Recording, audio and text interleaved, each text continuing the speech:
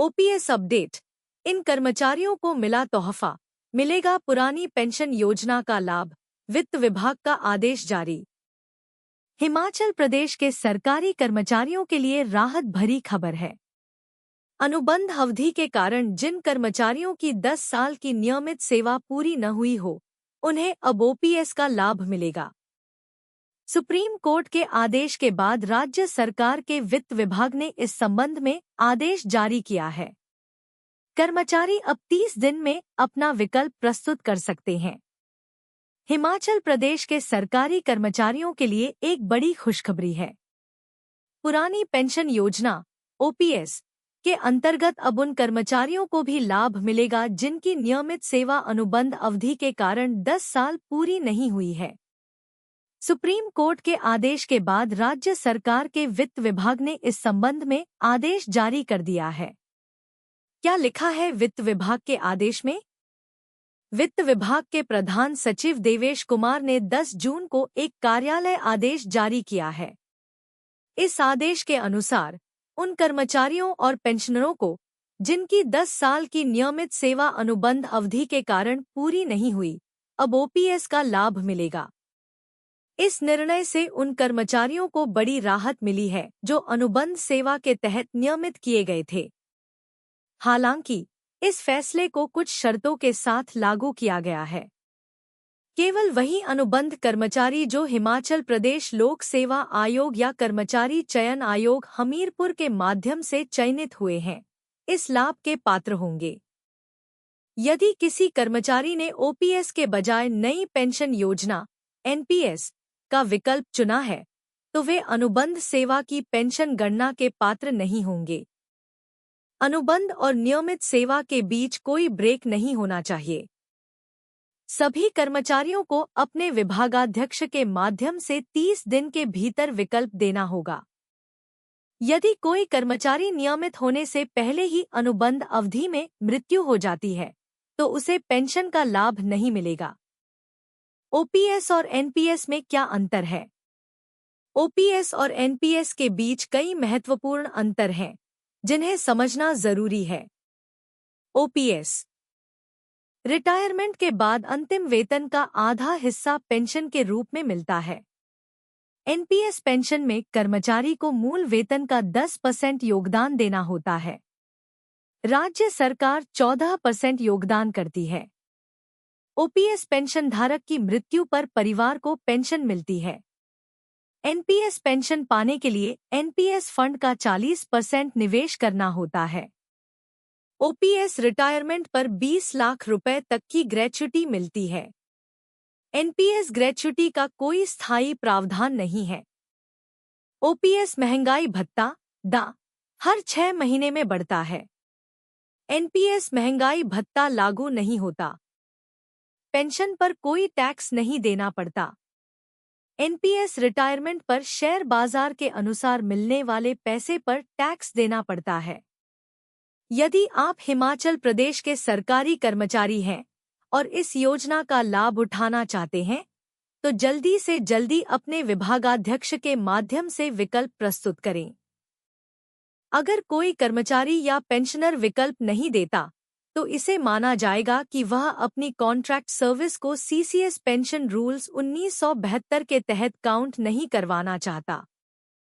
पुरानी पेंशन योजना के तहत हिमाचल प्रदेश के कर्मचारियों को यह राहत भरी खबर उनके भविष्य को सुरक्षित बनाने में सहायक होगी। यह निर्णय न केवल कर्मचारियों के लिए बल्कि उनके परिवारों के लिए भी फायदेमंद साबित होगा। पेंशनधारकों को मिला तोहफा। भारत पेंशन भोगी समाज ने किया ये बड़ा ऐलान। जुलाई के 15 से 16 को होगा ये काम। भारत पेंशन भोगी समाज ने पेंशन भोगियों के लिए डिजिटल साक्षरता प्रशिक्षण कार्यशाला का आयोजन किया है, जिसमें लाइफ सर्टिफिकेट, शिकायत निवारण, साइबर सुरक्षा और अधिकार जानकारी सिखाई जाएगी। बेंगलुरु में जुलाई के 15 से 16 2024 को पहला कार्यक्रम आयोजित होगा। भारत पेंशन भोगी समाज ने पेंशन भोगियों के हित में एक महत्वपूर्ण डिजिटल साक्षरता प्रशिक्षण कार्यशाला का आयोजन किया है। इस पहल का उद्देश्य पेंशन भोगियों को डिजिटल कौशल सिखाना और उन्हें तकनीकी रूप से सक्षम बनाना है, ताकि वे अपने पेंशन संबंधी कार्यों को आसानी से ऑनलाइन पूरा कर सकें और साइबर अपराध से बच सकें। कार्यशाला में मिलेगा यह लाभ: लाइफ सर्टिफिकेट, डिजिटल रूप से लाइफ सर्टिफिकेट भरने की जानकारी दी जाएगी। यह सर्टिफिकेट पेंशन की निरंतरता के लिए आवश्यक है और अब इसे ऑनलाइन जमा करने की प्रक्रिया को सरल बनाया जाएगा। शिकायत निवारण, पेंशनभोगी अपनी शिकायतों को सीपेंग्राम्स पोर्टल पर ऑनलाइन दर्ज कर सकते हैं। इस प्रशिक्षण में पोर्टल के उपयोग की पूरी प्रक्रिया सिखाई जाएगी। साइबर सुरक्षा, आजकल साइबर अपराधियों के निशाने पर वरिष्ठ नागरिक और पेंशनभोगी होते हैं। प्रशिक्षण में साइबर सुरक्षा के उपाय और इनसे बचने के तरीके बताए जाएंगे। अधिकार जानकारी, पेंशनभोगियों को उनके अधिकारों के बारे में विस्तृत जानकारी दी जाएगी, ताकि वे अपने हक की सही पहचान कर सकें और उसका लाभ उठा सकें। कार्यक्रम का उद्देश्य, इस पहल का मुख्य उद्देश्य वरिष्ठ नागरिकों को आवश्यक डिजिटल कौशल से लैस करना है, जिससे वे आत्मविश्वास के साथ डिजिटल दुनिया में नेविगेट कर सकें। यह कार्यक्रम देश के सभी प्रमुख शहरों में आयोजित किया जाएगा, जिससे अधिक से अधिक पेंशनभोगी इसका लाभ उठा सकें। बेंगलुरु में पहला कार्यक्रम, पहला प्रशिक्षण कार्यक्रम जुलाई के 15 से 16, 2024 को बेंगलुरु में आयोजित किया जाएगा। यह कार्यक्रम आयकर के प्रधान मुख्य आयुक्त के कार्यालय, कृष्ण हॉल, 4th मंजिल, Central Revenue Building, Queens Road, Bengaluru में होगा। उद्घाटन आयकर आयुक्त श्रीमती अपर्णा द्वारा किया जाएगा। यह 2 दिवसीय प्रशिक्षण प्रतिदिन सुबह 10:30 बजे से दोपहर 1:30 बजे तक चलेगा। प्रशिक्षण के मुख्य बिंदु: डिजिटल उपकरणों का उपयोग, स्मार्टफोन, टैबलेट और कंप्यूटर का उपयोग कैसे करें।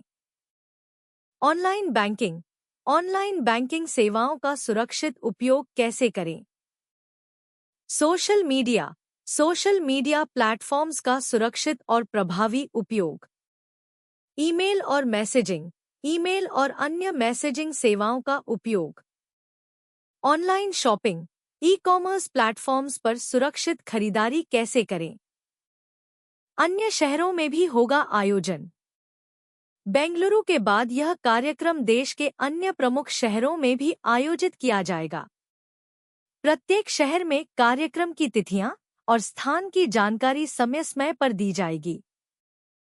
पेंशनभोगी सशक्त और मजबूत बनेंगे। डिजिटल युग के दौर में पेंशनभोगी इस पहल से आर्थिक और मानसिक रूप से सक्षम बनेंगे। भविष्य में उन्हें किसी के ऊपर निर्भर नहीं रहना पड़ेगा। भारत पेंशनभोगी समाज का यह कदम पेंशनभोगियों को सशक्त और स्वयंनिर्भर बनाने के लिए महत्वपूर्ण है।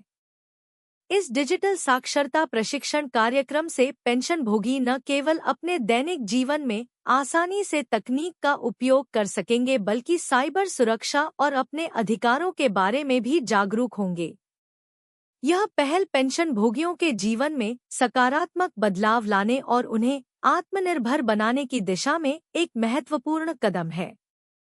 भारत पेंशनभोगी समाज का यह प्रयास सराहनीय है और इससे पेंशनभोगियों को अत्यधिक लाभ मिलेगा।